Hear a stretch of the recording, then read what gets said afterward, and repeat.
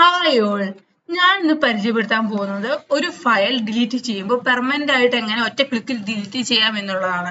സാധാരണ നമ്മൾ files delete ചെയ്യുമ്പോൾ അത് റീസൈക്കിൾ ബിന്നിൽ പോയി കിടക്കുന്നതായിരിക്കും. പിന്നീട് നമ്മൾ റീസൈക്കിൾ ബിന്ന് ക്ലീൻ ചെയ്യേണ്ടി വരും. അതല്ലാതെ ഒറ്റ ക്ലിക്കിൽ തന്നെ എങ്ങനെ ഫയൽ പെർമനന്റ് ആയി ഡിലീറ്റ് ചെയ്യാന്നുള്ള ഓപ്ഷനാണ് ഞാൻ ഇന്ന് പരിചയപ്പെടുത്താൻ പോകുന്നത്. നമുക്ക് ആദ്യം ഒന്ന് ഫയൽ ജസ്റ്റ് ഡിലീറ്റ് ചെയ്ത് നോക്കാം. റൈറ്റ് ക്ലിക്ക് ചെയ്യുന്നു, ഡിലീറ്റ് ചെയ്യുന്നു. ഇനി റീസൈക്കിൾ ബിൻ എടുത്ത് നോക്കാം. നോക്കൂ, ആ ഫയൽ ഇവിടെ വന്ന് കിടക്കുന്നുണ്ട്. നമ്മൾ വീണ്ടും ഇവിടുന്ന് ഡിലീറ്റ് ചെയ്യേണ്ടി വരും.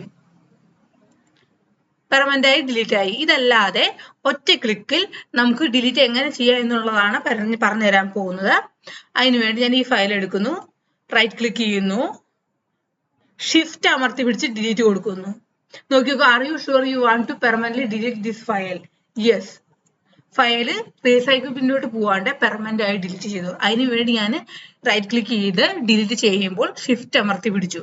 എല്ലാവർക്കും മനസ്സിലായെന്ന് ഞാൻ വിചാരിക്കുന്നു ഇന്നത്തെ വീഡിയോ. എന്റെ വീഡിയോസ് ഇഷ്ടപ്പെടുകയാണെങ്കിൽ ലൈക്ക് ചെയ്യാനും ഷെയർ ചെയ്യാനും സബ്സ്ക്രൈബ് ചെയ്യാനും മറക്കരുത്. Thank you.